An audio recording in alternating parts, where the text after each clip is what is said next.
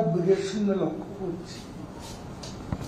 বিষয়টি নিয়ে তখন উচ্চ আদালতে বিচারিক প্রক্রিয়া চলমান,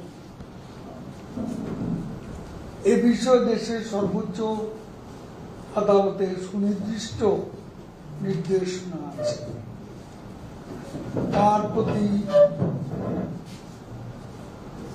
কোন প্রকার সম্মান প্রদর্শন না করে আন্দোলনকারীরা পুনরায় তথাকথিত বাংলা ব্লকে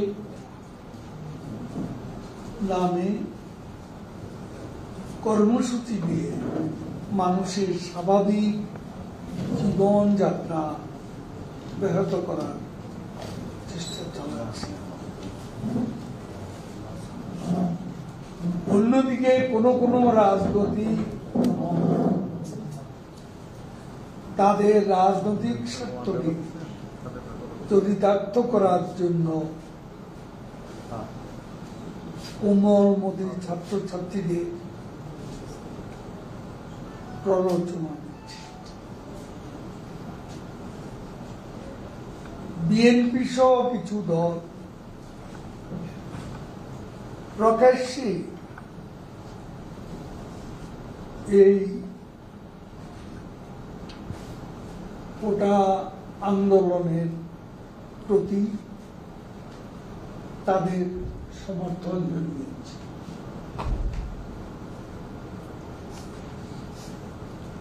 এটাকে পলিটিসাইজ করা বা রাজনীতি কি করে,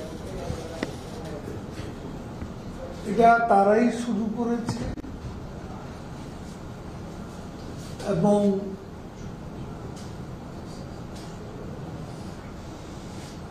আন্দোলনকারী শিক্ষার্থীদের রাজনৈতিক ফাঁদে ফেলে তাদের অতীতে আন্দোলনে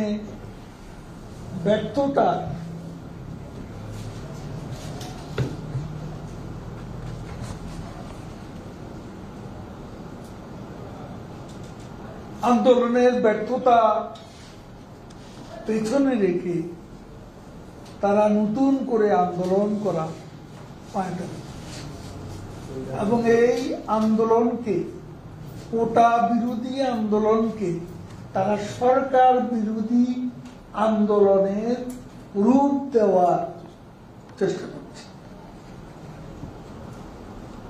আমাদের অবাক লাগে যে মির্জা ফখরুল ইসলাম আলমগীর প্রকাশ্যেই বলছেন যে মুক্তিযোদ্ধাদের ওঠার কোনো দরকার,